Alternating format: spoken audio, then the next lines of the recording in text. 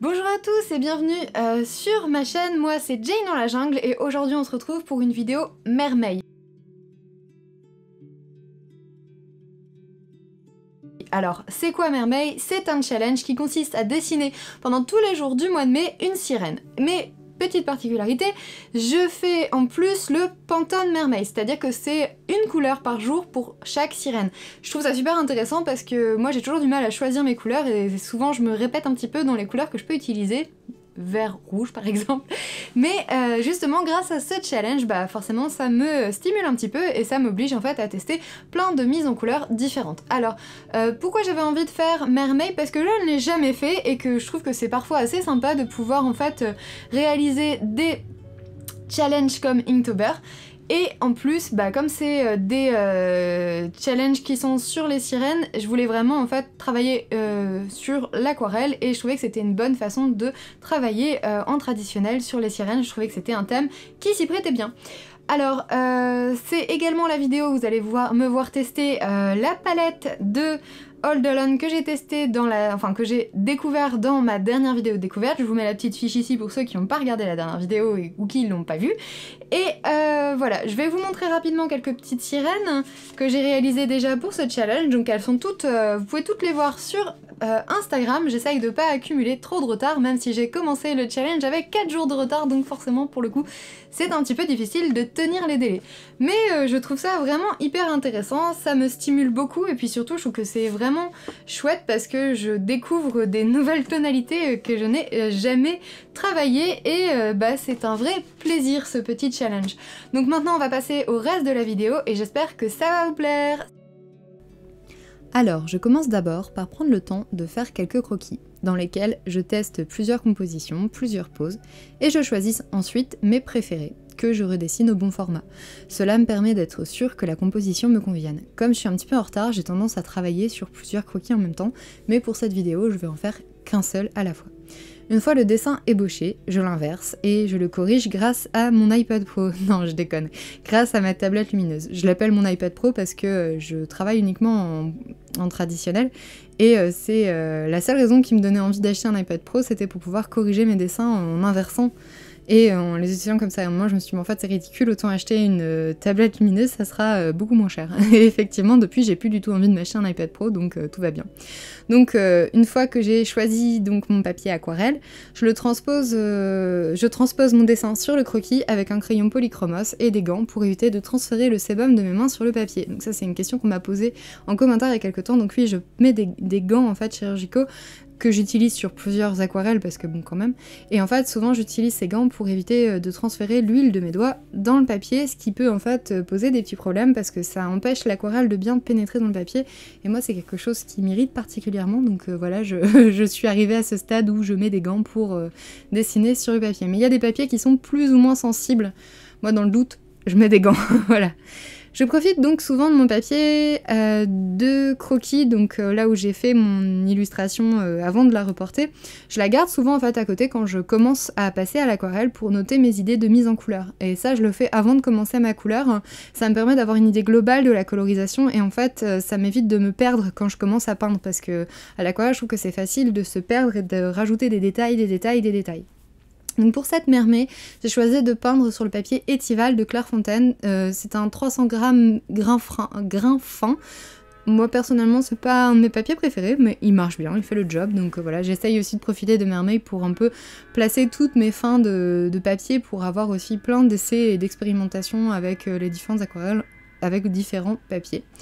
Et l'aquarelle que j'utilise, donc c'est la Hold On dont j'ai parlé dans la dernière vidéo, donc je vous en parlais au début de vidéo. Donc voilà, là c'est la colorisation que je fais avec et franchement c'est vraiment super agréable, moi j'aime beaucoup travailler avec, elles sont hyper saturées et je l'ai vraiment ressenti sur la mise en couleur. J'ai essayé de partir sur des couleurs très désaturées, très pastel et c'est difficile même de garder la désaturation parce que bah, c'est très pigmenté.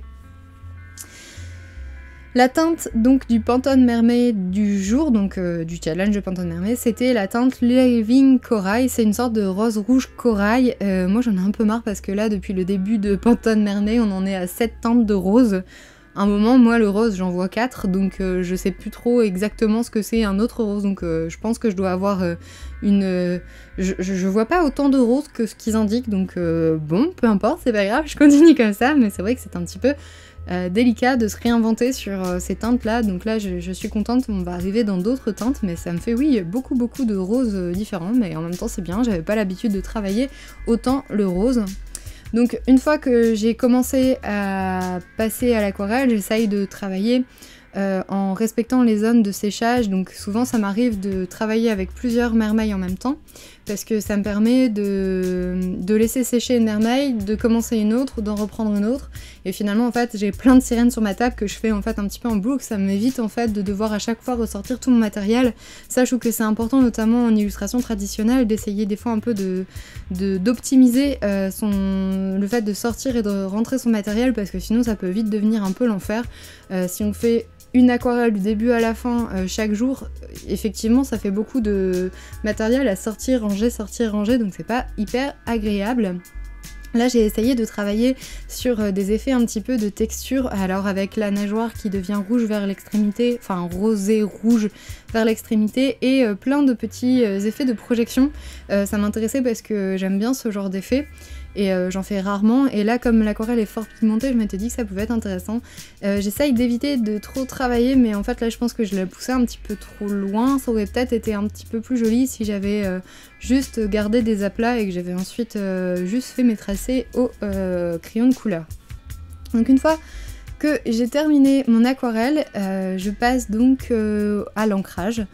Pour l'ancrage, bah, c'est comme depuis un petit moment, j'encre uniquement au crayon de couleur, donc ça c'est quelque chose que j'essaye de garder de sirène en sirène. C'est vraiment cette technique de aquarelle plus ancrage au crayon de couleur. Simplement parce que ça me permet en fait de garder de la cohérence dans la série, et ça c'est important, et surtout c'est difficile de garder la cohérence sur un mois entier.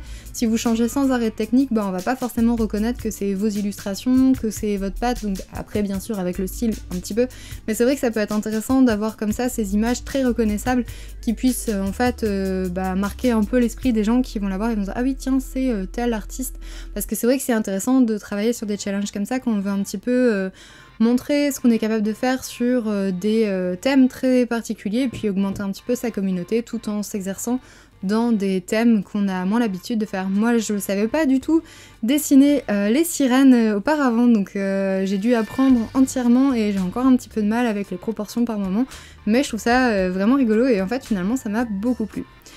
Donc j'ai commencé à prendre les réservations pour ces charmantes demoiselles, car même si je n'ai pas encore réouvert ma boutique Etsy, vous avez été nombreux à me demander en DM sur Instagram si je les vendais. Alors oui, elles sont à vendre, elles sont pas toutes disponibles, regardez un peu dans la description, des fois quand c'est rien écrit, peut-être elles sont encore disponibles. Si c'est écrit réservé, bah là elles sont déjà envoyées, donc voilà. Elles sont donc quasiment toutes au format A5, depuis à peu près la moitié sont au format A5, d'autres sont un petit peu plus grandes, et je les propose à 35 € frais de port inclus, et pour les réserver, bah, n'hésitez pas à m'envoyer un message privé via Instagram.